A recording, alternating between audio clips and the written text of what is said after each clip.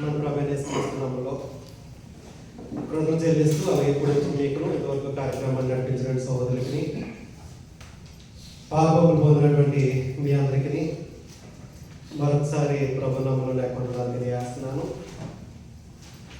చదవబడినటువంటి వాక్యాల నుంచి కొన్ని విషయాలు మన గ్రంథాన్ని నుంచి ఆలోచించేద్దాం. ఈరోజు ఆరాధనలో భాగంగా అంశం ఏంటంటే మీరు ఏ నిబంధనకి చెందిన వారు అని ఒకసారి ఆలోచన చేస్తే, నిబంధన అంటే మనకి అవగాహన ఉండాలి. బైబిల్ ఎన్ని నిబంధనలు ఉన్నాయి? టోటల్ మొత్తం 2 కింద ఉంది. ఒకటి పాతది, ఇంకొకటి పాతది అంటే గతించిపోయింది, కొత్తది జరుగుతుంది. 2 కూడా దేవుడికి సంబంధించినయే. 2 కూడా రాయించింది దేవుడే, పరిశుద్ధాత్మ యొక్క ప్రేరేపణతో. మనుషులు రాయించినవి కాదు. మనుషులు రాయించినటువంటి గ్రంథాలు చాలా ఉన్నాయి లోకంలో, కానీ దానికి పొత్తులు లేవు. కొన్ని కల్పితమైన కథలతో ఉన్నాయి, కానీ ఇందులో ఏదైనా ఒకటి కల్పితం మీద ఉందని నిరూపించగలిగిన వాళ్ళు లేరు. నిందలేసే వాళ్ళు ఉన్నారు, కానీ నిరూపణకు వస్తే కానీ ఇందులో కల్పించింది ఏది కూడా లేదు. ఎందుకంటే దేవుని పిల్లలు ఎంత తప్పు చేసినా కానీ తప్పుగా చూపించిన దేవుడు మన పరమ తండ్రి. అలాగే తాను చేసినటువంటి నిబంధన మీరితే దేవుడు ఏం చేశాడో మన గ్రంథాన్ని నుంచి ఆలోచన చేయొచ్చు. ఒకటి పాత నిబంధన, ఇంకొకటి కొత్త నిబంధన. అలాగే ఈ పాత నిబంధనలో ఎన్ని పుస్తకాలు ఉన్నాయి? 29, 39. కొత్త నిబంధనలో 27, మొత్తం 39 ప్లస్ 27, 39 పుస్తకాలు పాత నిబంధనకు సంబంధించినవి, 27 పుస్తకాలు కొత్త నిబంధనకు సంబంధించినవి గ్రంథం విభజన చేశారు. ఈ 66 పుస్తకాల్లో వాస్తవానికి ఈ 2 నిబంధనలు కలిగిన ఒక పుస్తకంలో ఒకటి దేవుడు మానవుడితో చేసిన నిబంధన ఉంది. 2 మానవుడు మధ్య చేసినటువంటి నిబంధనలు ఉన్నాయి. దేవుడు మానవుడితో చేసిన నిబంధన అంటే అర్థం ఒడంబడిక అంటాం, ఒప్పందం అంటాం, అగ్రిమెంట్ అంటాం కదా. ఇక్కడ మన దుబాయ్ వచ్చినప్పుడు వాళ్ళు పేపర్లు ఇస్తారు, మనం ఎప్పుడు చదవకుండానే సిగ్నేచర్ చేస్తాం. అగ్రిమెంట్ పేపర్ అది, అందులో ఏముందో మనకి తెలియదు. ఏదైనా ఒక ఇష్యూ వచ్చినప్పుడు ఏంటి నన్ను ఎలాగ అభ్యర్థన చేసేవేంటంటే అప్పుడు చెప్తారన్నమాట, ఎన్నోసారి చదువుకో, ఇందులో ఆల్రెడీ అన్ని మేము చేసామంటే మన చదువుకునే టైం కూడా ఎవడాడు పెట్టి అంటే సంతకం పెట్టామని లైన్లో పెట్టి అంత చేసి సంతకం ఎక్కించేసుకుంటాడు.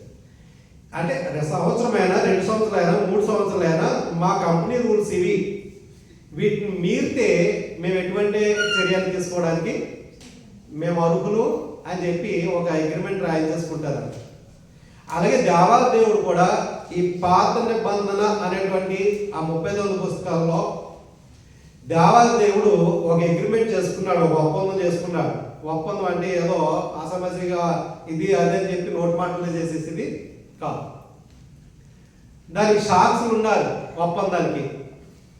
అంతేకాకుండా అగ్రిమెంట్ మీరితే శిక్ష అనేది ఉండాల్సిందే. అది ఎంత తనవాడైనా, ఎంత పరాయవాడైనా ఈ నిబంధన అనేది ఇద్దరి మధ్య ఒకటి ఒప్పుకున్నప్పుడు దాన్ని మీరితే శిక్ష అనేది తప్పలేదు ఆ కాలంలో కూడా. కానీ ఒకరితో చేసిన నిబంధన ఇంకొకరికి వర్తించేటువంటి గ్రంథం తెలియజేయాల. చాలా మంది ఏం చేస్తారంటే పాత నిబంధనలో మందే కదా, పరిశుద్ధ గ్రంథం కదా ఇది, అంటే అన్ని పరిశుద్ధమైనవే అని చెప్పి క్రైస్తవుడు అనేవాడు ఈ 66 పుస్తకాలు కూడా పాటించాలి అనేటువంటి బోధ లేకపోలేదు. అసలు పాత నిబంధన 39 పుస్తకాలు అది ఎవరికి రాయబడినవి? ఈ కొత్త నిబంధనలు 27 పుస్తకాలు అనేవి క్రొత్తది అంటతోటి ఈ 27 కొత్తగా ఉండడం ఏంటి, క్రొత్తగా చేయడం ఏంటి? అన్ని కలిపి ఒకటే పుస్తకం పెట్టవచ్చు కదా. అంటే దేవుడే డివైడ్ చేసాడు, దాన్ని విభజన చేసి ఇచ్చాడు. విభజన చేసి ఇచ్చిన తర్వాత ఈ 27 పుస్తకాలు ఎవరికి ఇచ్చారు? ఇప్పుడు క్రైస్తవుడు అనేవాడు ఏ నిబంధన ప్రకారం మనం వెళ్ళాలి, ఏ నిబంధనకు చెందిన వారు ఆలోచించాలి. ఒకటి పాత నిబంధన కనిపిస్తుంది, 2 కొత్త నిబంధన అనేది కనిపిస్తుంది. పాత నిబంధనలో దేవుడు మానవులతో చేసుకున్న నిబంధన ఉంది, కొత్త నిబంధనలో దేవుడు మానవులతో చేసుకున్న నిబంధన ఉంది. ఒకసారి ఆ నిబంధన గురించి ఆలోచన చేస్తే దేవుడు మానవులతో చేసిన నిబంధన ఏంటని ఆలోచన చేస్తే మొట్టమొదటిగా ఎవరితో నిబంధన చేసుకున్నాడు దేవుడు? ఒకసారి హెబ్రీ పత్రిక మనం చదువుతున్నాం కదా, క్షమించాలి. హెబ్రీ పత్రిక 12వ అధ్యాయము 22వ వచనంలో ఏ రాయబడిందంటే, ఇప్పుడైతే సియోను కొండకును జీవం గల దేవుని పట్టణమునకును అన్నాడు. సియోను కొండ అనేది యెరూషలేముకి సంకేతంగా ఉన్నటువంటి పట్టణం. అది సియోన్ అన్న యెరూషలేం అన్న ఒకటే. అంటే జీవం గల దేవుని పట్టణం అన్నాడు. అంటే జీవం గల దేవుడు కోరుకున్న పట్టణం అది యెరూషలేము ఆ కాలంలో, పాత నిబంధన కాలంలో. ఇప్పుడు యెరూషలేం నూతన యెరూషలేం అంటున్నాడు. నూతన యెరూషలేం అంటే అది మళ్ళీ కట్టబడిందా అంటే పరలోకాన్ని గురించి ఏమంటాడంటే నూతనమైంది అంటున్నాడు. కాబట్టి ఏమంటున్నాడంటే ఇక్కడ సియోను కొండకును జీవము గల దేవుని పట్టణమునకును అనగా పరలోకపు యెరూషలేం అన్నాడు. పరలోకంలో కూడా యెరూషలేం ఉందా అంటే పరలోకంలో యెరూషలేం లేదు. ఒకప్పుడు యెరూషలేం పట్టణం ఎలా పరిశుద్ధంగా ఉండాలని దేవుడు కోరుకుని తన ప్రజలు ఆ ఆలయంలో పరిశుద్ధంగా ఎలా జీవించాలని కోరుకున్నాడో దానికి సంకేతంగా ఏమన్నాడంటే పరలోకపు యెరూషలేం అంటున్నాడు. అంటే ఇది ఆత్మ సంబంధమైంది. పరలోకపు యెరూషలేమునకును వేవేల కొలది దేవదూతల యొద్దకును పరలోకమందు రాయబడి ఉన్న జ్యేష్ఠుల సంగమునకును వారి మహోత్సవమునకును అందరి న్యాయాధిపతి అయిన దేవుని యొద్దకును సంపూర్ణ సిద్ధి పొందిన నీతిమంతుల ఆత్మల యొద్దకును 24వ వచనంలో క్రొత్త నిబంధనకు మధ్యవర్తి అయిన యేసు వద్దకును అన్నాడు. క్రొత్త నిబంధనకి మధ్యవర్తి అంటుంది. పాత నిబంధనలో తీసుకొచ్చినటువంటి ఒక ఆయన ఉన్నాడు మధ్యవర్తిగా. ఒకసారి ఆలోచన చేస్తే యోహాను సువార్తలో 1వ అధ్యాయము ధర్మశాస్త్రం గురించి తెలియాల్సిన ధర్మశాస్త్రంలో మధ్యవర్తి ఒక ఆయన ఉన్నాడు. 1వ అధ్యాయం 17వ వచనంలో ధర్మశాస్త్రం ఎలా ఇవ్వబడింది, ఎవరి ద్వారా ఇవ్వబడింది అంటే పాత నిబంధన అనేది ఎలా ఇవ్వబడింది, ఎవరి ద్వారా రాయబడిందో ఆలోచన చేస్తే ధర్మశాస్త్రం మోషే ద్వారా అనుగ్రహింపబడెను, కృపయు సత్యమును యేసుక్రీస్తు ద్వారా కలిగినంట. ఇప్పుడు క్రొత్త నిబంధనకి మధ్యవర్తి ఎవరంటే యేసుక్రీస్తు వారు. క్రొత్త నిబంధనకి మధ్యవర్తి యేసుక్రీస్తు వారు. ఇప్పుడు మనం క్రొత్త నిబంధన సంబంధులమా లేకపోతే పాత నిబంధన కూడా అనుసరించి కొత్త నిబంధన సంబంధించిన వారమా లేకపోతే పాత నిబంధనకి సంబంధించిన వారమా లేకపోతే రెండింటికి మధ్యలో ఉండి రెండు కలుపుని పోయేవారమా అని ఆలోచన చేద్దాం. ఒకసారి ఆదికాండానికి వెళ్తే దేవాదేవుడు మొట్టమొదటిగా ఆదాముతో ఒక నిబంధన చేశాడు మొట్టమొదటి మానవుడితో. అది అందరికీ వర్తించే నిబంధన కాదది. కొన్ని నిబంధనలు ప్రత్యేకించి మానవులతో దేవుడు చేస్తున్నాడు. ఆ మానవులతోటి ఆలోచన చేద్దాం. ఆదికాండము 2వ అధ్యాయము 16వ వచనంలో ఒక ఆజ్ఞ జారీ చేయబడ్డది. ఆ ఆజ్ఞ మీరితే శిక్ష ఉంది. ఆయన ఏ నిబంధన చేస్తున్నాడో ఒకసారి ఆలోచన చేస్తే 2వ అధ్యాయము ఆదికాండము 17వ వచనంలో 16వ వచనం చదువుకుందాం. మరియు దేవుడైన యెహోవా ఈ తోటలో ఉన్న ప్రతి వృక్ష ఫలములను నీవు నిరభ్యంతరంగా తినవచ్చు. ఒక తోట ఉంది. తోట పేరేంటి? ఏదైనటువంటి తోట. ఏదైనా తోట అంటే సర్వ సమృద్ధి గల తోట. సర్వ సమృద్ధి గల తోట అంటే అందులో ఏది లేదంటూ ఉండదు. అందులో ఎవరు ఏమాత్రం కష్టపడవలసిన లేదు. అందులో ఉండి బ్రతకగలదు. ఎలాగైనా సరే అన్ని సమృద్ధిగా ఉన్నాయన్నటువంటి అలాంటి తోటలో మానవుడిని దేవుడు మొట్టమొదటి మానవుడిని నిర్మించి ఆ తోటలో పెట్టి ఇదిగో ఇందులోనన్నీ కూడా తినేశాడు. దేవాదేవుడు పాత నిబంధనలో కానీ ఇటు కొత్త నిబంధనలో కానీ ఇంటి యజమానులతో మాత్రమే నిబంధన చేశాడు తన నిబంధనని. అంటే ఇంటి యజమానులకు మాత్రమే తెలియజేశాడు తన యొక్క నిబంధన గురించి.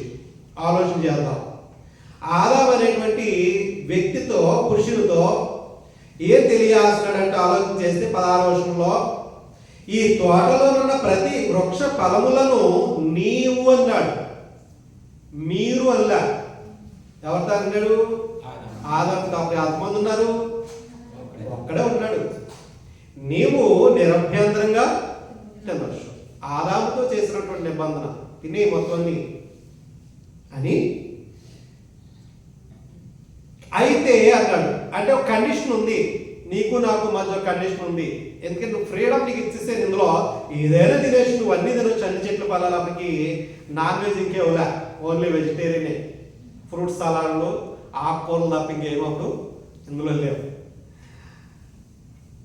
అయితే మంచి చెడ్డల తెలుగునిచ్చు వృక్ష ఫలములను తినకూడదు, ఇది కండిషన్. ఇది మంచి ఏంటో చెడేంటో అప్పుడు ఆయనకేం తెలుసు? అప్పుడు మంచి ఉంది అంతకుముందు, మంచిగా జీవించడం ఎవరైనా ఉన్నారా అంతకుముందు? చెడ్డగా జీవించడం ఎవరైనా ఉన్నారా? లేవు.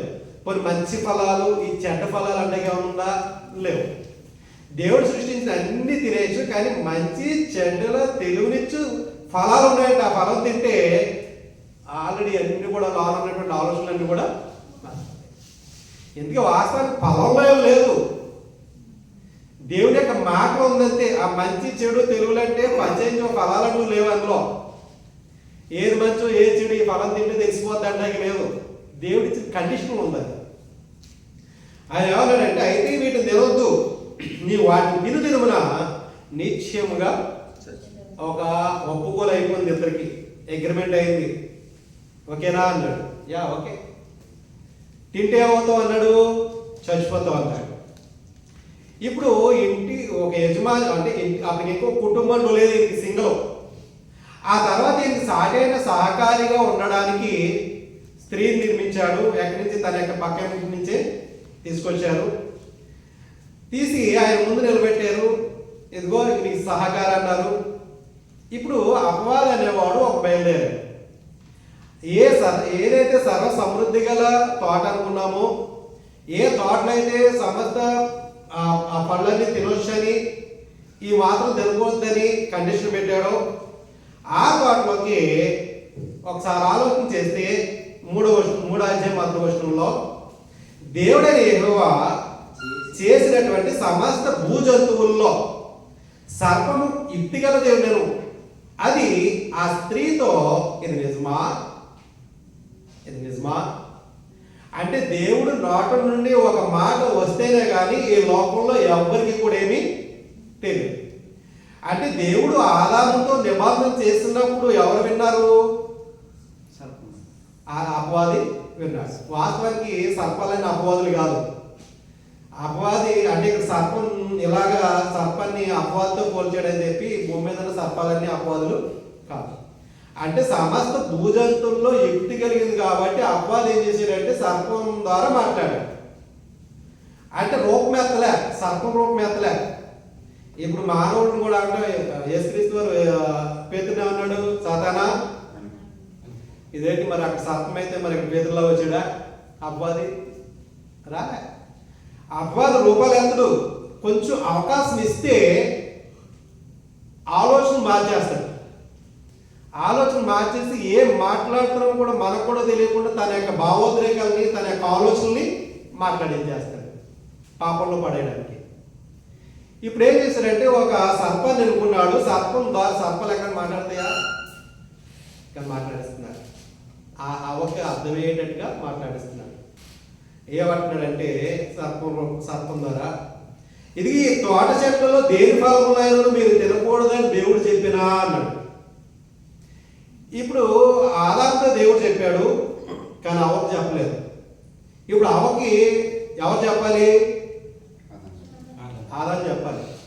ఎందుకంటే కండిషన్ అది, తింటే చచ్చిపోతాం అన్నాడు. ఇప్పుడు ఆదాము ఎప్పుడైతే అవస్తుందో దగ్గరికి, అవత ఏం చెప్పుకుంటాడంటే ఇంకో మనందరం ఈ తోటలు అన్ని తినొచ్చు, కానీ ఈ చెట్ల దగ్గర మాత్రం మనం వెళ్ళదు, అది తింటే మనం చచ్చిపోతాం అని చెప్పాడు ఉంటాడా? చెప్పలేదంటారా? ఆలోచించద్దు చెప్పాడు లేదో. రెండవ విషయంలో ఈ తోట చెట్లు దేని ఫలంలో మీరు తినకూడదని దేవుడు చెప్పినా అని అడిగాడట సర్పరూపంలో అపవాది. అందుకే స్త్రీ అంటుంది ఈ తోట చెట్ల ఫలములు మేము తినవచ్చు, అయితే తోట మధ్య ఉన్న చెట్టు ఫలములను కూర్చి దేవుడు మీరు చావకుండానట్లు వాటిని తినకూడదని వాటిని ముట్టకూడదని చెప్పానని సర్పముతో. అంటే వాస్తవం తెలిసిందే లేదా? అపవాదికి తెలిసింది. తినకూడదన్న సంగతి ఆదాము తెలుసు, అపవాదికి తెలుసు, ఇప్పుడు అవ్వకు కూడా తెలుసు. అవ్వకు కూడా తెలుసు. ఇప్పుడు ఇద్దరిలో ఎవరు ఈ మాట ఆజ్ఞ మీరినా మరణం అనేది దేవుడికి మీరు నాకేం చెప్పలేదు కదా, ఆయనకా చెప్తా నాకు ఇష్టమైన నేను తిన్నాను అన్నది అనుకోండి, అది నిబంధన మీరినట్టు. ఎందుకంటే వీళ్ళిద్దరిని ఏమన్నాడంటే ఒకసారి 1వ అధ్యాయము ఆదికాండం 1వ అధ్యాయం 28వ వచనంలో దేవుని యొక్క ఆలోచనలు ఎలా ఉన్నాయో ఆలోచించేద్దాం.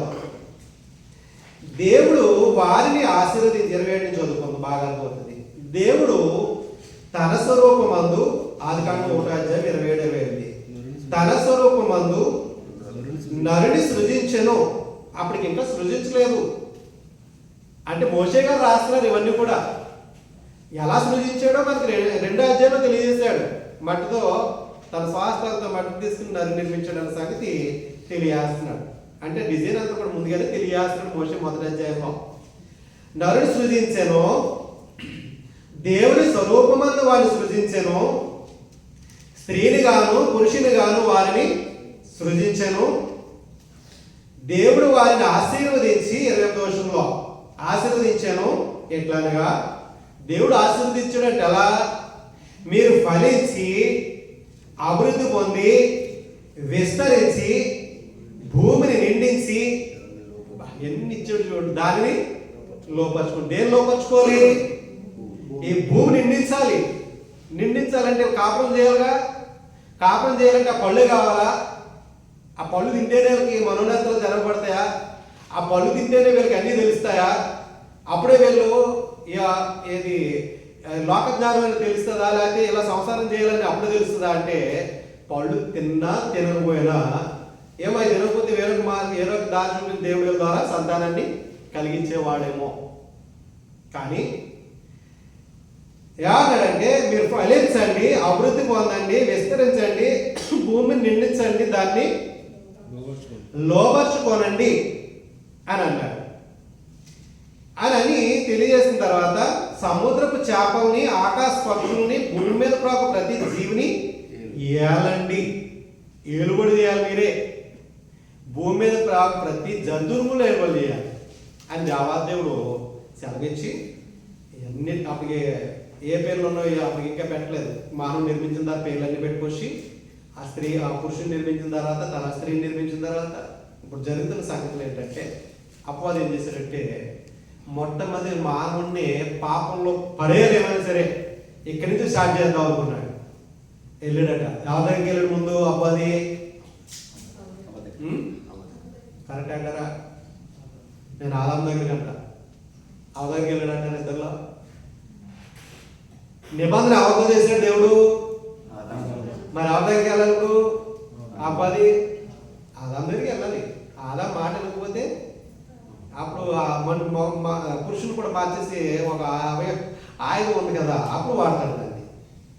వద్దాం ఒకసారి చెప్పింది అర్థం లేదో గ్రంథం నుంచి ఆలోచన చేస్తే అపోస్తలుడు పౌలు గారు తిమోతికి రాసినటువంటి పత్రికలో ఆలోచన చేద్దాం. మొదటి పత్రిక తిమోతికి రాసినటువంటి మొదటి పత్రిక 2వ అధ్యాయము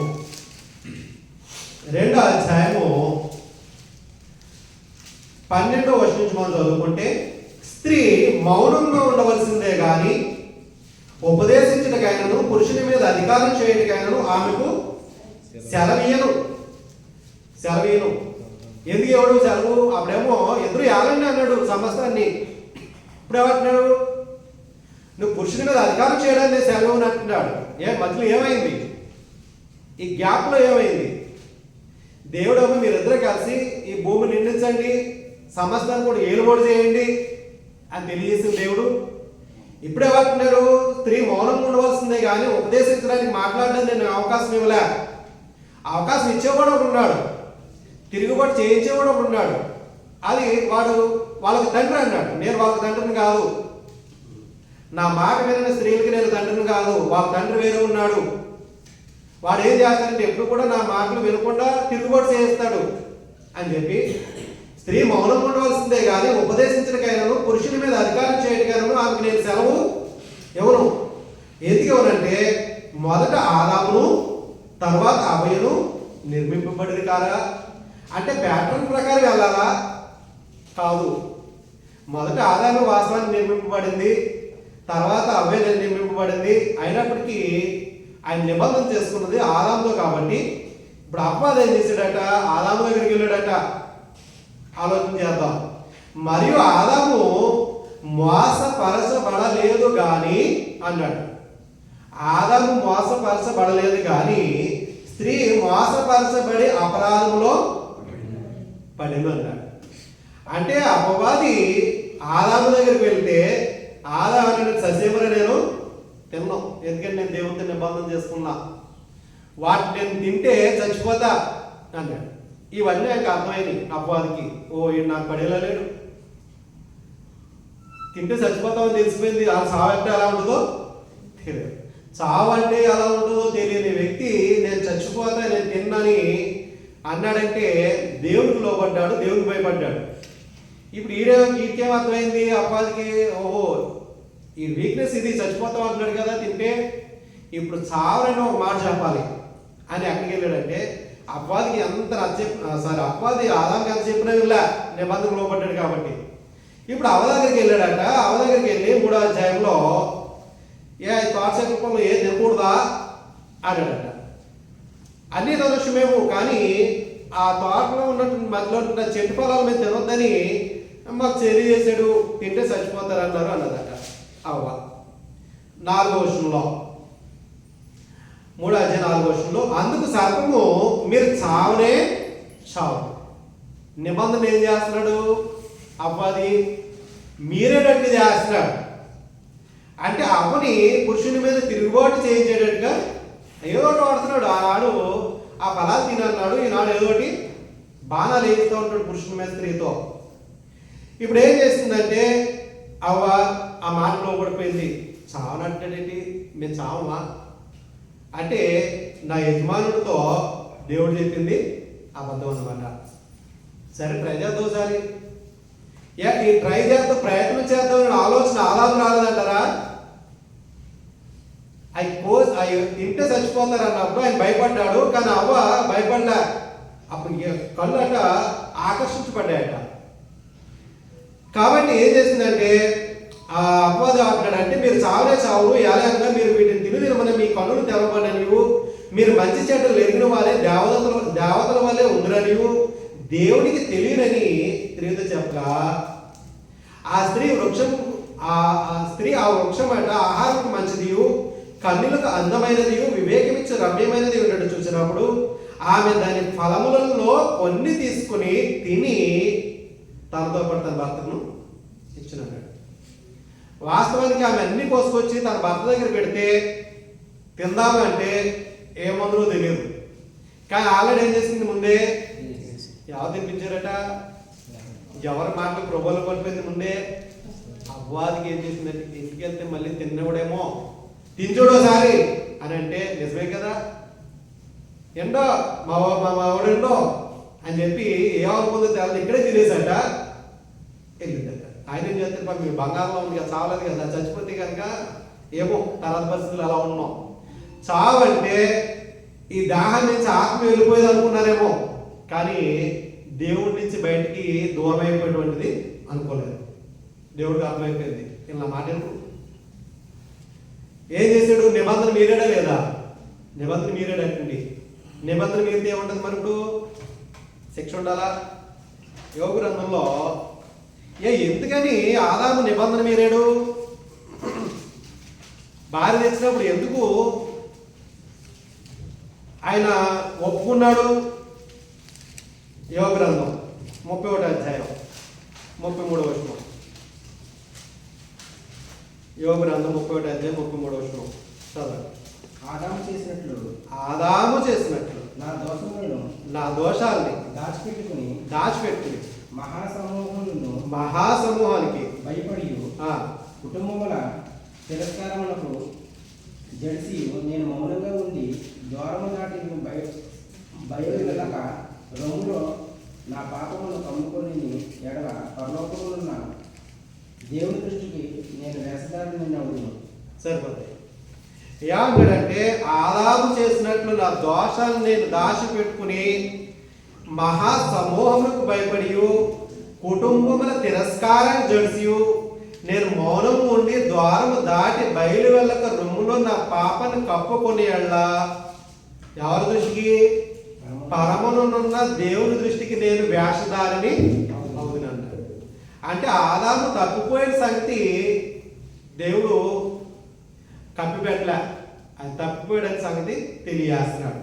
అంటే ఆదాము భార్య మాట విని తప్పిపోవడానికి సంగతి తెలియజేశాడు. ఆదాము నిబంధన మీరేటటువంటి నిబంధన మీరితే దానికి శిక్ష ఉంది, శిక్ష ఉండాలి వద్దా? వచ్చేది ఆదికాండానికి 3వ అధ్యాయం. అడిగాడు, ఎందుకంటే ఇద్దరి మధ్య ఒక నిబంధన జరిగినప్పుడు ఎందుకు మీరేడో కూడా అడగాలి. అడిగాడు దేవుడు, ఎందుకంటే దేవుడు అన్యాయస్తుడు కాదు, ఏదో వినేసి ఆలయాల మాటలు వినేసి శిక్ష ఇస్తే దేవుడు కాదు. 3వ అధ్యాయంలో అడిగాడటండి. 3వ అధ్యాయము 11వ వచనంలో 10వ వచనం చూద్దాం. అందుకాదు నేను తోటలో నీ స్వరం విన్నప్పుడు దిగంబరగా ఉంటుందని ఈయన అంటున్నాడు. ఆదాము దిగంబరగా ఉన్నాను కనుక నేను భయపడి దాక్కున్నాను అన్నాడట. 10వ వచనంలో దేవుడు అంటున్నాడు, నీవు దిగంబరమని 11వ వచనం, నీవు దిగంబరమని నీకు చెప్పాడు ఎవడు? నీవు తినకూడదని నీకు తినకూడదని నేను చెప్పాను కదా, అవి తిన్నావా అన్నాడట. అవి తిన్నావా అని అడిగాడు. నువ్వు తినకూడదని నేను నీకు ఆజ్ఞాపించిన వృక్షఫలాలు తింటివా అని అడిగాడట. అందుకు ఆదాము అంటున్నాడు, నేను ఎక్కడ తిన్నాను ఆయన, నాతో ఉండడానికి నువ్వు నాకు ఇచ్చేవే ఈ స్త్రీయే ఆ వృక్షఫలాలు కొన్ని నాకు ఈగా నేను తింటున్నాను. అంటే ఏమనుకుంటాడంటే నేను అయ్యనుకోలేదు అనుకుని అంటే ఇది తప్పించుకుందామని ఆమె మీదకి గెట్టేసి ఆమె చెప్పుకుంటుంది అంటారా ఈ ఆడపళ్ళు అని. దేవుడు తినదన్న పళ్ళే, ఇక నేను తిన్నాను చావలేదు, కుటుంబం తిరస్కారం వచ్చేసింది. తింటావా తినవా, తింటావా తినవా, ఏం ఎగ్జామ్లో తెలుసు, భయపడిపోయాడు పాపం. సర్లే చచ్చిపోదాలి ఇంకా తినేసి అనుకున్నాడు, ఏమనుకున్నాడు తెలియదు, ఎలా ఫోర్స్ చేసిందో తెలియదు. కుటుంబం తిరస్కారం అంటే ఇంకా ఈ గొడవైపోయేలా ఉంది, ఇంకేం చేస్తాం అనుకున్నాడు. అప్పుడు తినేసాడట. తినేసి ఇప్పుడు అంటున్నాడు, నేను ఎక్కడ తిన్నాను, ఆమె నాకు ఇచ్చి తినమని తినేసాను అన్నాడు. ఆమెను అడిగాడు. ఆమెను అడిగి దాగా ఉంటుంది, సర్పం నన్ను మోసపుచ్చింది అందుకే తిన్నాను. మోసపుచ్చిందా? మోసపుచ్చి తినేస్తావా? అసలు తింటే నువ్వు దేవతల వల్లే ఉంటావు అన్నప్పుడు ఎవరిని అడగాలి? దేవుడిని అడగాలి కదా, లేకపోతే వచ్చి ఆధారం అడగాలి. ఏంటి నువ్వేమి ఇలా చెప్పావు, అక్కడేం పాము నాతో మాట్లాడుతుంది సర్పం, నేను మనం తింటేనంటే అలా ఉంటావంట, ఒకసారి అడగవా అని అడగాలి. అడిగే ఆలోచన వచ్చిందా? రాలే. దేవుడు అన్నప్పుడు 3వ అధ్యాయంలో 14వ వచనం స్టార్ట్ చేశాడు. అందుకు దేవుడైన యెహోవా సర్పంతో, నీవు దీన్ని చేసినందున పశువులన్నింటిలోను భూజంతువులన్నింటిలోను నీవు శపింపబడిన దానివై నీ కడుపుతో ప్రాకుచు నీవు బ్రతుకు దినాలన్నీ మన్నే తింటావు, మరియు నీకును స్త్రీకిని నీ సంతానానికి ఆమె సంతానమును వైరం కలిగి చేస్తా. అంటే ఆదాముకు పుట్టినటువంటి కయ్యూని హేబేలుకి ఇలా కాదు, స్త్రీ సంతానము. అంటే ఒక స్త్రీ ద్వారా ఒక మహానుభావుడు లోకంలో వస్తాడు. ఆయా సంతానానికి నీ సంతానానికి అంటే అపవాదిని తండ్రిగా చేసుకుని వచ్చేటువంటి సంతానానికి యేసుక్రీస్తు వారి ద్వారా భూలోక రాజ్యాలన్నీ కూడా ఆశీర్వదింపబడినటువంటి సంతానానికి ఎప్పుడు కూడా వైరం అనేది అంటే వీళ్ళిద్దరికి పడదు, వైరం కలగజేస్తా. అది నిన్ను తల మీద కొట్టును అంటే ఆయన రాసుడి కింద అది అని ఇక్కడ తల మీద అంటే అధికారం ఇది. తల మీద కొట్టినంటే నీ అధికారం తీసేస్తాడు ఆయన వచ్చి, నీవు ఆయన మడి మీద కొట్టుదు అని చెప్పాడట. ఆయన స్త్రీతో నీ ప్రయాసను నీ గర్భవేదనను నేను మిక్కిలి హెచ్చించను, వేదనతో పిల్లలను కందువు. ఎటువంటి పురుటి నొప్పులు లేకుండా ఎటువంటి బాధ లేకుండా పిల్లలకు అన్నటువంటి స్త్రీ ఎవరో కూడా లోకంలో ఉండరు. ఇది ఎక్కడి నుంచి వచ్చిందంటే దేవాదేవుడు అవ్వకి వేసినటువంటి శిక్ష అక్కడి నుంచి బయలుదేరింది. తర్వాత నీ భర్త ఎడల నీకు వాంఛ కలుగును అంటే నీ భర్త అంటే నీకు ఇష్టం, నీ కోరిక అదే, నీ భర్తే. అతడు నిన్ను ఏలునని చెప్పినది. ఏలుబడి ఎక్కడ మారిపోయిందంటే ఇక్కడ మారిపోయింది. ఇప్పుడు దాకా మీరు ఈ సమస్త భూజంతువులన్నీ కూడా అలండి అన్నటువంటి దేవుడు ఇప్పుడు అన్నాడు, అమ్మ నువ్వు ఆయన పరిపాలనలో ఉండు, ఆయన నిన్ను ఏలుబడి చేస్తాడు అని చెప్పి ఇంక నీకు ఏలుబడి లేదు, నీకు ఉపదేశించడానికి కానీ నీ పురుషుని మీద అధికారం చేయడానికి కానీ నేను సెలవే ఉన్నాడు దేవదేవుడు. ఏలుబడి లేదు. ఆదాము అంటున్నాడు, ఇప్పుడు కుటుంబ యజమానితో దేవాదేవుడు నిబంధన చేసిన తర్వాత భార్య మాట అంటే శిక్ష ఉంది.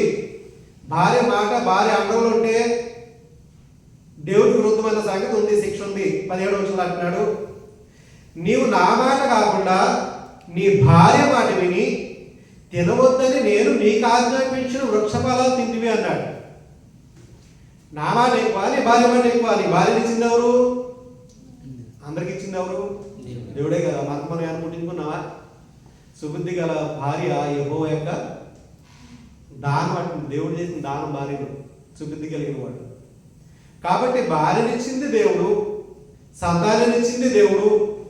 ఇవన్నీ కూడా దేవుడిచ్చినవి కాబట్టి దేవుని మాట కన్నా కుటుంబం మాటలు ఎక్కువగా మన పరిగణలోకి తీసుకోకూడదు. కొంతమంది అత్తగారు మాటలు వింటూ ఉంటారు, కొంతమంది మామగారు మాటలు వింటూ ఉంటారు, కొంతమందికి తల్లిదండ్రుల మాట తప్ప దేవుడి మాట అసలే లెక్క చేయరు. అబే మాకు ఆకన్నా ఏది ఎక్కువ కదా అంటారు. ఆకన్నా ఎక్కువ కదా, తీసేస్తే బొమ్మేసి ఆయనకి ఇవ్వడం ఎంతో తీయడం కూడా అంతే తెలుసు ఆయనకి బాగా. మన దేవుడి కన్నా లేకపోతే మన ప్రభువైన యేసుక్రీస్తు వారి కన్నా ఎక్కువగా ఏది కూడా ప్రేమిస్తే అది విగ్రహారాధన అన్నాడు అంతే. కాబట్టి ఆయన ఏమన్నాడంటే శిక్ష ఇచ్చాడంటే ఆదాముతో నా మాట కాకుండా నీవు నీ భార్య మాట విని తినవద్దని నేను నీకు ఆజ్ఞాపించిన వృక్షఫలాలు తింటూ కనుక నీ నిమిత్తము నేల శపింపబడింది. నేల ఎంత శపించాడు దేవుడు? ఏం శపించాలి కదా అంటే నేల ఈయన ఎంతవరకు కూడా సర్వసమృద్ధి గల ఆ తోటలో ఉండి అన్ని కూడా సమృద్ధిగా ఉన్నాయి, తింటున్నాడు కష్టపడలా. ఇప్పుడు సేద్యం చేయమంటున్నాడు. సేద్యం చేయాలి. 2వ అధ్యాయంలో 5వ వచనంలో అంటున్నాడు చూడండి, అది వరకు పొలమందులు ఏ పొదయు భూమి మీద ఉండలేదు, ఏ పొద కూడా లేదట. పొలమందులు ఏ చెట్టును మొలవలేదు. యాలనగా దేవుడైన యెహోవా భూమి మీద వాన కురిపించలేదు, వాన లేదు. ఇప్పుడు నేలను సేద్యపరుటకు నరుడు లేడప్పుడు. అయితే ఆవిరి భూమి నుండి లేచి నేలందరిని కూడా తడిపిందట. దేవుడైన యెహోవా నేలమట్టితో తయారు చేసి ఇప్పుడు ఆ సేద్యం చేయడానికి, ఆ నేలను సేద్యం చేయడానికి మానవుడిని బయటకి ఇస్తాడు. ఏమన్నాడంటే నేల శపింపబడింది, ప్రయాసంతోనే నీవు బ్రతుకు దినములన్నీ దానికి పంట తిందువు. ప్రయాస లేకుండా నువ్వు కడుపుకి భోజనం వెళ్దు. ప్రయాస పడకపోతే నువ్వు తినలేవు. నువ్వు ఎంత పని చేస్తే నీకు అంత ఆహారం దొరుకుతుంది, అంత సమృద్ధిగా దొరుకుతుంది. నువ్వు ఎంత కష్టపడితే అంత నువ్వు సమృద్ధిగా చేస్తావు. స్వాములు ఏం చేస్తారంటే విత్తనం పంటకాలంలో విత్తరాట, కోసే కాలంలో పోయాడట. ఎందుకంటే ఏ హ్యాపీ ఉంటాడు కదా, వెళ్దాంలే వచ్చే నెల వెళ్దాం, వచ్చే వారం వెళ్దాం, వచ్చే వారం వెళ్దాం, వచ్చే నెల వెళ్దాం అని అలా ఎన్నుకుంటూ వెళ్ళి వర్షం కూర్చే టైంలో మొదలెడతా ఉంటాడు అన్నీ కూడా. కానీ అన్నట్టు నువ్వు ప్రయాసపడితే నీకు పంట ఉంటుంది, లేదా లేదు. ప్రయాసంతోనే నీ బ్రతుకు దినాలన్నీ కూడా నీకు పంట తింటావు.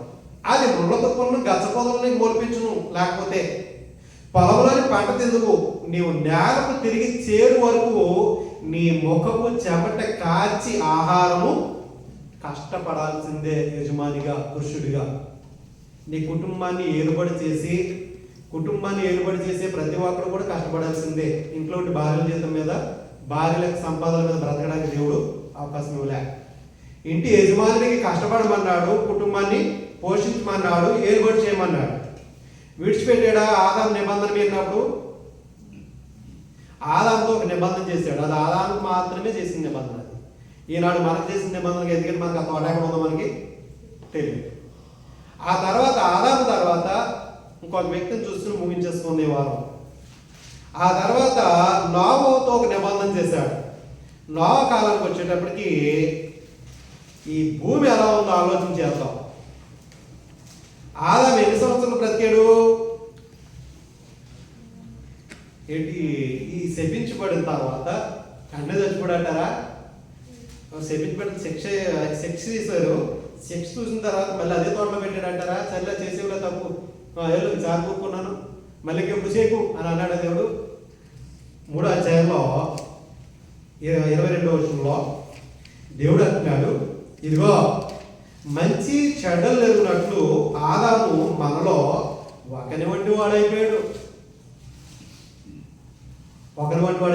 కాబట్టి అతను ఒకవేళ తన చెయ్యి చచ్చి జీవవృక్ష ఫలాలు కూడా తీసుకుని తింటే నిరంతరం కూడా చావు లేకుండా ఉంటాడు. కాబట్టి ఇంకేడు ఇందులో ఉండడానికి, ఎందుకంటే ఇటు తినకపోయినా కానీ లావట్ తీసుకొచ్చి భార్య తీసుకొని తినిపించేస్తుంది. ఇక ఆల్రెడీ తెలిసిపోయింది కదా, మంచి చెట్లు ఆల్రెడీ వచ్చేస్తే దిగమ్మని మేము అని దాక్కుండా నన్ను చూసి భయపడ్డారు. ఇప్పుడు జీవవృక్ష ఫలాలు తినడానికి తెగించేస్తుంది ఆవిడ. ఇక తినంటది, తినేస్తే ఇంకా మరణమే. కాబట్టి వీళ్ళు తోటలో ఉండడానికి వెళ్ళారు. 23వ వచనంలో దేవుడైన యెహోవా అతను ఏ నేల నుండి తీయబడనో దాన్ని సేద్యపరచుటకు ఏదైనా తోట నుండి అతను పంపి వేసాడు. ఎక్కడ పంపేశాడు ఆలోచన చేద్దాం.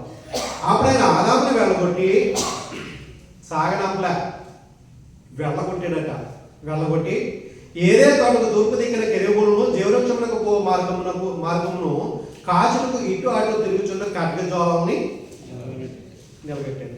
అంటే ఈ జీవ వృక్ష ఫలాల దగ్గరికి వస్తాడేమో మళ్ళా తిరిగి ఎప్పుడైనా, అక్కడ ఖడ్గజ్వాలం పెట్టేసాడట, గెట్టిసాడు దగ్గరికి. అంటే దేవుడికి ఏమయ్యాడు? చల్లకుండా చక్కగా వచ్చి అలా ఎలా ఉన్నాం అని మాట్లాడేటువంటి దేవుడు ఇప్పుడు ఆదాము బయటికి వెళ్ళిపోవచ్చు వచ్చింది. అంటే మరణం అంటే ఏంటంటే దేవుడికి దూరం అయిపోయాడు ఇప్పుడు పాపం చేసి. అందుకే ఆదాము చేసిన బోలి పాపం అంటాడు. రామభద్రకు వస్తే ఇడిచిపెట్టలే, ఆదాము చేసింది పాపమే అన్నాడు. పాపం పాపం పాపం అన్నాడు. ఆదాము నా నిబంధన కైకొనలేదు అన్నాడు. అంటే దేవుడు మానవుడితో ఒక నిబంధన చేస్తే ఆ నిబంధన ప్రకారం నడాల్సిందే. ఆ నిబంధన కూడా అది ఎవరికో వారికి మాత్రమే, ఇది అందరికి సంబంధించింది కాదు. ఇప్పుడు నోవా గారికి వస్తే అబ్బాయి మేము పాత నిబంధన కూడా పాటిస్తామండి, మేము ఆ పళ్ళు అది మేము తినమండి ఇప్పుడు కూడా అనేవాళ్ళు ఉంటారా? మరి పాత నిబంధన పాటించేవాళ్ళు అయితే ఆ పళ్ళు ఎటు చూసి తినకూడదుగా అంటాడు. అలా నోవా గారికి వచ్చేద్దాం. 9వ అధ్యాయము నోవా గారితో చేసిన నిబంధన. ఆదికాండము 9వ అధ్యాయము 11వ వచనంలో వస్తే, నేను మీతో నా నిబంధన స్థిరపరచుదును. నోవాతో అంటున్నాడు, ఇదిగో నేను మీతో ఒక నిబంధన చేస్తున్నా, నిబంధన స్థిరపరచుదును. సమస్త శరీరులు ప్రవాహ జలముల వల్ల ఇక్కడ లయపరచబడరు, భూమిని నాశనం చేయడానికి ఇక్కడ జలప్రవాహం కలగదని పలికాడట. ఆయనతో నిబంధన ఏమన్నాడంటే, ఇదిగో రావు వాడు నిర్మించాయా అన్నాడట. ఏదో పేపర్ ఇచ్చి పడవ చేయరా అన్నట్టుగా, అదే తేలికేది మన వర్షం వచ్చిన మనం పడవలు చేసుకుంటాం కదా వాళ్ళని, ఆ టైం కాదు ఇది. వాడంటే ఏదో మనం చెక్క పెట్టులతో చిన్న చేసేది కాదు ఇది. భూమి మీద ఉన్న సమస్త జీవరాశులు కూడా అన్ని అందులోకి రావాలంట. అదే చిన్నదా చిటికిదా. అక్కడ కూడా ఎవరితో చేసాడు? నోవాకి భారత చేశాడు నిబంధన దేవుడు. 6వ అధ్యాయానికి వస్తే ఆదికాండం 6వ అధ్యాయంలో 8వ వచనంలో, అయితే నోవహు యెహోవా దృష్టి అందు కృప పొందినవాడు ఆయన అంటున్నాడు. నోవంశములు ఇదే, నోవ నీతిపరుడును తన తరములో నిందారహితుడై ఉండెను. నోవహు దేవునితో కూడా నడిచినవాడు. దేవునితో నడిచినవాడు అంటే హానోకు దేవునితో నడిచినవాడు అన్నారు. అంటే దేవుని యొక్క అడుగుజాడల్లో దేవుడికి లోబడినటువంటి జీవితం కలిగి జీవించిన వాడు నడిచినవాడు. అంటే నోవ అంటే దేవునితో నడిచినవాడు. 11వ వచనంలో, భూలోకం దేవుని సన్నిధిని చెడిపోయిండను, భూలోకం బలాత్కారంతో నిండేండను. దేవుడు భూలోకం చూసినప్పుడు అది చెడిపోయిండను, భూమి మీద సమస్త శరీరం తన మార్గాన్ని చెరిపివేసి ఉండేవి. మెతుసెల కాలంలోనే, లేకపోతే లెము కాలంలోనే. మెతుసెల ఎన్ని సంవత్సరం బతికాడు? అత్యధికంగా బతికినట్టు వ్యక్తి, అత్యధికమైన సంవత్సరాలు 969. ఆదాము 930 సంవత్సరాలు బ్రతికాడు. ఈయన ఇంకొక ఎక్స్ట్రా బ్రతికాడు 969 సంవత్సరాలు. ఇప్పుడు ఆ పైన 69 సంవత్సరాలు బతకాలంటే 30 తిప్పల మంది దుబాయ్ రావాలి, వేయించుకోవాలి, ఇక్కడ అన్ని సాగిలు చేసి 69కే. కానీ 960 సంవత్సరాలు ఎలా బతికాడట భార్య పిల్లలతోటి. వీళ్ళందరూ కూడా సంవత్సరాలు గడిపింది వాళ్ళ కుటుంబంతో ఉన్నారండి. కారణం దేవుడే. కాబట్టి ఈయన అంటున్నాడు, ఇదిగో లోకం చెడిపోయింది. ఇంకా నేను చేసుకున్నటువంటి ప్రజలు ఎలా ఉండాలో అలా లేరు, చెడిపోయింది. కాబట్టి 13వ వచనంలో అంటున్నాడు, దేవుడు నోవాతో సమస్త శరీరం మూలంగా భూమి బలాత్కారంతో నిండి ఉంది కనుక నా సన్నిధిని వారు అంతం వచ్చి ఉంది. ఇదిగో వారిని భూమితో కూడా నాశనం చేస్తాను. కాబట్టి నీతో ఒక నిబంధన చేస్తున్నాను. ఏంటంటే అది నీ కొరకు ఒక వాడని సిద్ధం చేయి. ఆయన కొరకు వాడ చేయాలంటే ఎంతమంది వాళ్ళు, వాళ్ళ కుటుంబ సభ్యులు? కుటుంబం అంటే అండి చాలా మంది ఏమంటారంటే మొత్తం ఆ పేట అంటాం, లేకపోతే ఈద్ అంటాం, లేకపోతే ఊరు, ఈ ఊళ్ళందరూ మా వాళ్ళే. ఈ ఊళ్ళేనా కుటుంబం అంటే? వీళ్ళందరూ కాదు. నీవు, నీ భార్య, నీ పిల్లలు, మా అమ్మమ్మ నాన్నండి, వాళ్ళ కుటుంబం అది. ఆ జంట అందులో ఉన్నాడు మీరు. మళ్ళీ మీ పిల్లలు ఇస్తే మీదో కుటుంబం. మీరు పెద్దలు అయిపోయారుగా, మళ్ళీ మీ పిల్లలు పుట్టేసారు కాబట్టి వాళ్ళిద్దరూ కుటుంబం, మీరు అందరూ ఒక కుటుంబం. మీ కుటుంబం అంటే మీరు, మీ పిల్లలు. మాది ఉమ్మడి కుటుంబం అండి. ఉమ్మడి కుటుంబం అనేది కాదు. ఇక్కడ దేవాదేవుడు వచ్చింది, నీ తల్లిని నీ తండ్రిని విడిచి నీ భార్యని హత్తుకోమన్నాడు. అది దేవుడు ఇచ్చినట్టు ఆజ్ఞ పురుషుడికి. కుటుంబం అంటే ఇక్కడ ఎంతమంది ఉన్నారు? ఇంకెవరు లేరా? చుట్టాలు పట్టాలు ఇంకెవరు లేరా? అన్నదమ్ములు, అక్క చెల్లెళ్ళు వీళ్ళందరికీ లేరా? నీ కొరకంటే మేము ఎంతమంది ఉన్నాం కదా సార్, ఎందుకంటే సరిపోద్ది, ఒక ఎంతంటే సరిపోద్ది అని అన్నాడా? నోవహు, నోవ భార్య 10వ వచనంలో షేము, హాము, యాఫెతు అని 3 కుమారులు ఉన్నారు, 3 కోడలు, పెళ్ళి.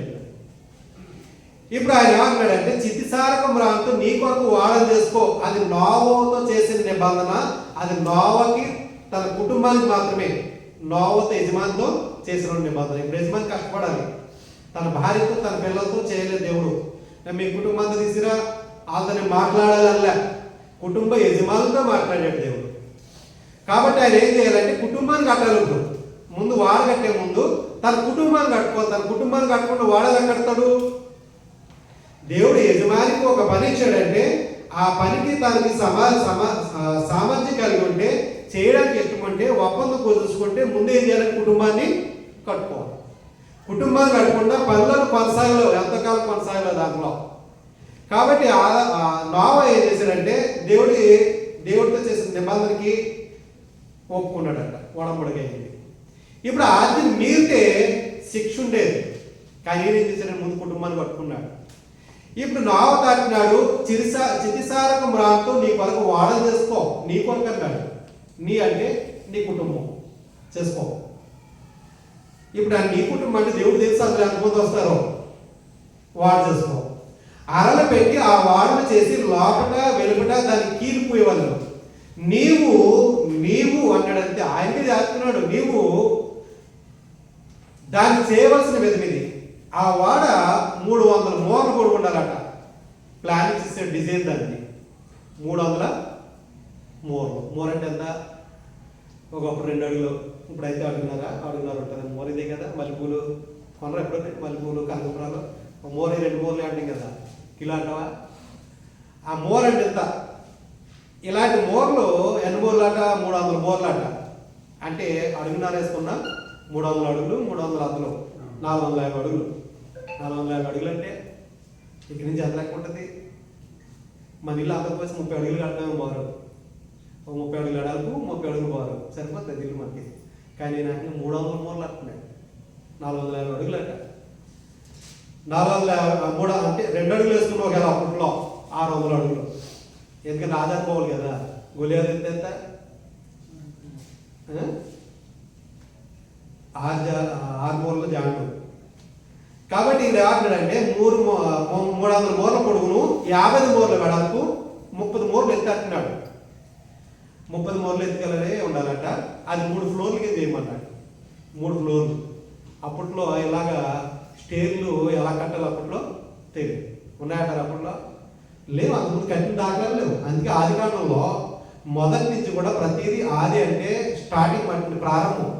ప్రతి దానికి ప్రారంభమే. మానవుడు దేవుడు తయారు చేసుకుంటాం, మానవుడిని ప్రారంభం, పిల్లలు పుట్టడం ప్రారంభం, ఆ తర్వాత పాపం చేయడం ప్రారంభం, తిరుగుబాటు చేయడం ప్రారంభం, హత్య ప్రారంభం, అబద్ధం ప్రారంభం, వాడు చేయడం ప్రారంభం, అన్ని ప్రారంభాలే. జలప్రలయం కూడా ప్రారంభం.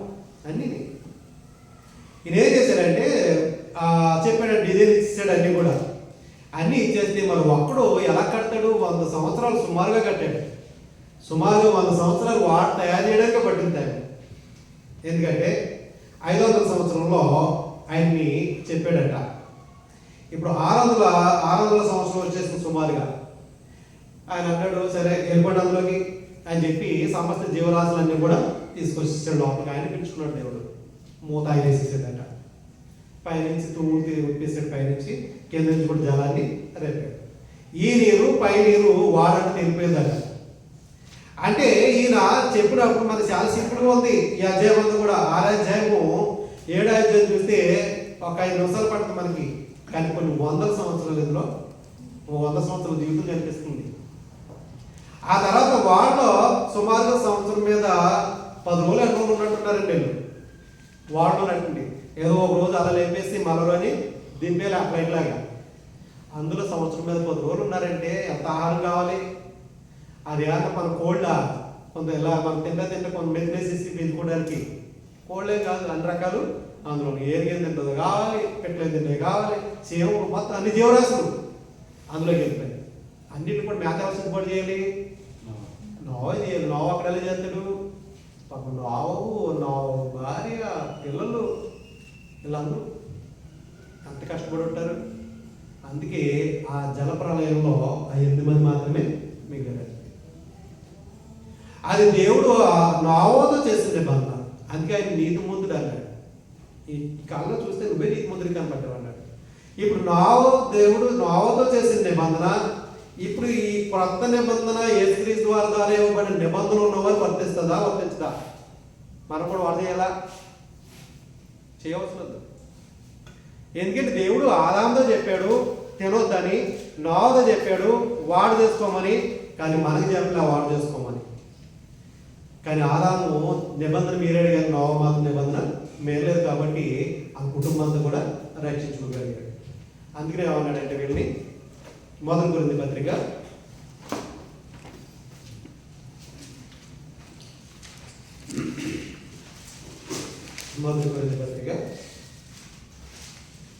10వ అధ్యాయము 10 అధ్యాయం 11 చదివితే, సహోదరులారా ఈ సంగతి మీకు తెలియనుకుంటుట నాకు ఇష్టం లేదు. అదేదనగా మన పితరులందరూ మేఘము కింద నుండిరి, వారందరూ సముద్రంలో నడిచిపోయి అందరూ మోషేని బట్టి మేఘములోను సముద్రంలోను బాప్తిసం పొందిరి. అందరూ ఆత్మ సంబంధమైన ఒకే ఆహారమును భుజించిరి. అందరూ ఆత్మ సంబంధమైన ఒకే పానాన్ని పానం చేసిరి. అంటే వాస్తవానికి ఇశ్రాయేల్ ప్రజలందరూ కూడా సముద్రం దాటినప్పుడు సముద్రం ఏం చేసిందంటే 2 పాయలుగా ఆవరించేసింది. ఆ నీటిలో వెళ్ళడం ఏమన్నాడంటే బాప్తిసం అన్నాడు. ఇప్పుడు వీళ్ళు వాళ్ళు వెళ్ళారు కదా, మరి వాళ్ళు రక్షించబడ్డం అంటే ఆల్రెడీ వాడ చుట్టూరు కూడా ఉందంటే వర్షమే కదా. ఆకాశం లేపితే మొత్తం అంతా కూడా వర్షమే. అందుకని 1 పేతురు పత్రికలో 3వ అధ్యాయం చదువుకుని ముగించుకున్న 3వ అధ్యాయంలో 19వ వచనంలో అంటున్నాడు, దేవుని దీర్ఘశాంతం ఇంకా కనిపెట్టుకున్నప్పుడు పూర్వము నోవా దినములలో తెలియజేశాడు. నోవా దినాల్లో వాడ సిద్ధపరచుండగా అవిధేయులైన వారి అందుకు అనగా చెరలో ఉన్న ఆత్మల అందుకు ఆయన ఆత్మరూపిగానే వెళ్ళి వారికి ప్రకటించను. ఆ వాడలో కొందరంటే అనగా 8 మంది నీటి ద్వారా రక్షణ పొందిరి అన్నారు. నీటి ద్వారా రక్షణ పొందిరి. దానికి సాదృశ్యమైన బాప్తిసం ఇప్పుడు మిమ్మల్ని రక్షించుచున్నది అన్నారు. అంటే నిబంధన మీరలా రక్షించబడ్డారు. ఇప్పుడు మనం ఏ నిబంధన ప్రకారం వెళ్తున్నాము? ఆనాడు వాళ్ళతో చేసిన నిబంధనకి మనకి ఎటువంటి సంబంధం లేదు. అది పాతది అన్నాడు, పాతది. కానీ క్రొత్త నిబంధన అంటున్నాడు. క్రొత్త నిబంధనకు ఒక మధ్యవర్తుడు ఉన్నాడు. ఆ మధ్యవర్తి ఆదేశాల మేరకు నడాలంటున్నాడు. కాబట్టి ఆ మధ్యవర్తి ఆ క్రొత్త నిబంధన ఎలా చేసినాడో ఒకసారి ఆలోచన చేస్తే మత్తయి సువార్తలో 26వ అధ్యాయము 28వ వచనంలో యేసుక్రీస్తు వారు అంటున్నారు. ఒకసారి ఆలోచన చేద్దాం. 26వ అధ్యాయము మత్తయి సువార్త 28వ వచనం, ఇది నా రక్తము అనగా పాప క్షమాపణ నిమిత్తము అనేకుల కొరకు చిందింపబడుచున్న నిబంధన రక్తము అన్నాడు. నిబంధన అని ఇక్కడ క్రొత్త నిబంధన అంటున్నాడు. రక్తం చిందింపడకుండా పాత నిబంధనలు కూడా రక్తంతో చేసేటట్టు నిబంధనలతోటి. ఇప్పుడు కొత్త నిబంధనకు వచ్చేటప్పటికి రక్తంతోనే నిబంధన చేస్తున్నాడు. అది ఏ రక్తం అంటే బలు లేక రక్తం, పశువు లేక రక్తం కాదు, పొట్టే లేక రక్తంతో కాదు, యేసుక్రీస్తు వారి యొక్క రక్తంతో చేస్తున్నాడట. అందుకే అంటాడు అనేకుల కొరకు, అంటే పాప క్షమాపణ నిమిత్తం అనేకుల కొరకు చిందింపబడుచున్న నిబంధన రక్తం అన్నాడు. ఇప్పుడు ఎవరైతే ఆ రక్తంతో కడగబడతారో, ఆయన యొక్క రక్తంతో శుద్ధీకరించబడతారో వారితో యేసుక్రీస్తు వారి యొక్క రక్తం ద్వారా దేవుడు నిబంధన చేసుకుంటున్నాడు. ఇప్పుడు ఈ నిబంధన వేరు, ఆ నిబంధనలు వేరు. ఏ నిబంధన ప్రకారం వెళ్తున్నారో ఒకసారి ఆలోచన చేస్తే యేసుక్రీస్తు వారు ఇచ్చిన నిబంధన అలాంటిదంటే హెబ్రీ పత్రికలో అంటున్నాడు దేవాదేవుడు. హెబ్రీ పత్రిక 8వ అధ్యాయము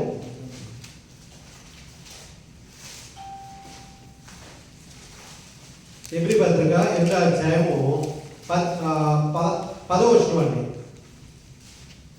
10వ వచనంలో ఇదే గ్రంథం 31 తెలియజేస్తాడు. ఆ దినములైన తర్వాత ఇశ్రాయేలీయుల వారితో నేను చేయబో నిబంధన ఏమనగా, ఇశ్రాయేలీయుల వారితో, మరి అప్పుడు దాకా ఇచ్చిన నిబంధన ఎవరితో?